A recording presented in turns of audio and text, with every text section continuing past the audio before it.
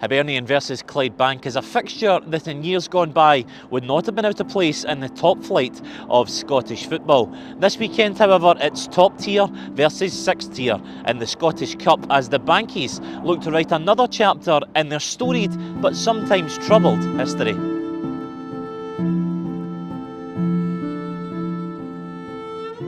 Under the Steedmans, Kilbowie Park was a staple in Scottish football. I think Clydebank were the first team to play in all the top divisions in senior football. The older guys will talk about Ken Eady, they'll talk about Owen Coyle, they'll talk about Davy Cooper, of course. They gave me my chance in football. Clydebank, I owe a lot to them.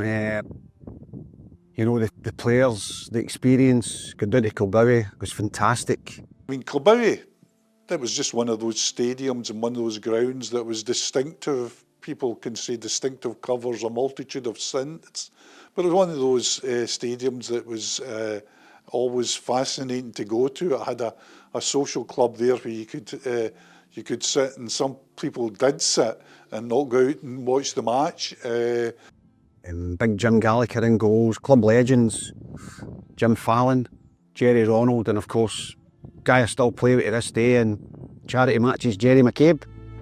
Despite being a household name in Scottish football, in 2002, after falling into financial difficulties, the Clydebank as we knew it ceased to exist. They were controversially taken over by a consortium led by Jim Ballantyne.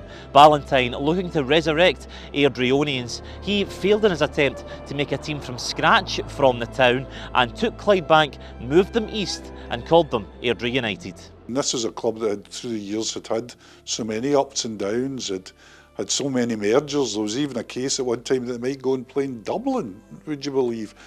So when the club disappeared forever, as you know about football clubs, amongst the core support, it's much more than just some kind of sporting institution. It's part of their lives. Well, it was Derek Ferguson, the manager. I think Mike Oliver was in helping them out, and there was a kind of takeover thing that was happening there with John Viola involved, and we get a lot of international players involved in it, and it wasn't, I could see, we were playing at Capello, and of course, you know, I expected us to win the league that year. Whether that would have had something to do with not getting into administration or whatever, we'll never know, but it was a poor season and we kind of dwindled away later on, and then it was the writing was on the wall, everybody kind of knew what was happening. But Derek gave me the armband the last game against Berwick Rangers, and I was honoured to captain Clydebank as a senior football team, but it never worked out, and then it was a case of them scrambling about, kind of looking for places to play and things, and Capello, Bulkhead and that kind of thing, but no, it was a sad time for the town. When we done our kind of nomad bit, and we were going to Bulkhead, we were going to Morton as a senior club, I just stopped going. I was like, this is not, because there was a whole lot of things going on at the time, and I was just thinking, nah, this is not for me. There was a lot of that going on at the time, people trying to buy badges off of other clubs and people trying to, you know, take over their registration, whatever. But as us as football players, it was out with our hands, and that was down to the powers that be kind of thing. But, you know, I really felt sorry for the supporters, because there's a lot of Clydebank supporters out there. One of the great things about the Clydebank's story is the way that the supporters took over the club, and have directed it now into a place where not only are they playing against a Premiership club in the Scottish Cup, but have got legitimate aspirations to go up the league. You know, they're doing very well in the West of Scotland Premier Division. The next step after that would be the Lowland League, and the next step after that would be going back into the SPFL. For me, I gave up on it, and I've got to be honest, and there was some really hard work put in by a lot of people, not me, to make sure that the club didn't die. Our current chair at the moment, Grace, she's obviously galvanised people like Paul Cummings. No, I don't want to mention too many people because I'd miss people out, but there was a lot of people that gave me Clydebank back. You'll have a lot of people in that stand supporting Clydebank on Saturday that we're used to going to places like Easter Road, and probably when everything happened 20, 21 years ago and we ended up at whatever it was, tier 11, 12 at the time, they maybe think that wouldn't happen again. So it'll probably be quite emotional for some of them. Now, Clydebank are back centre stage, looking to write a cup fairy tale of their very own as they travel to the capital to take on David Gray's in-form Hibs, and I'm going to join them. You were there the first time round seeing them against Hibs? Yep. Did you ever think these days would come back again? Yep. Nope. Back Hibs. Never thought about it. Maybe come back faster than what I thought, miss. They were delighted, totally delighted. More from the team. Brilliant, do you know what I mean? How long have you guys been Clydebank fans? Oh, since a child, since my early teens. I've been coming to the games since the Kawaii days, so I'm buzzing for this big day. The biggest game we've had in about 20 years. So I was at the last Hibs game, so I can't wait for the second time around. So hopefully we'll get the good result. But either way, it's been a great day out. You said you were there last time. Did you ever think that days like this would come back again? You have to hope, but I think in the back of your mind you think you'd like it on, but it's always a dream, but the dreams come true then. 76 was the first game I came to against Partick. You would be there when Hibs Clydebank was a regular top flight fixture? Oh, definitely. Did you ever think that these days would come back again to Colchester Road? I always knew they'd come back.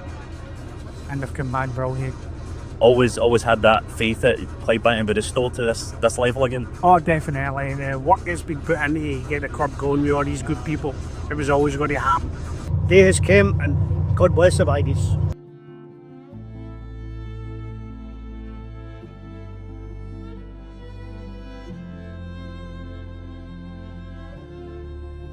The Clydebank players are warming up on the park ahead of us, and Gordon Moffat, he was down taking it all in front of the Clydebank fans who are making their way into the stadium. 2,500 of them expected here this afternoon, and it could be quite an incredible day here in Leith. All gets underway at 3 p.m. It's Hibs against Clydebank.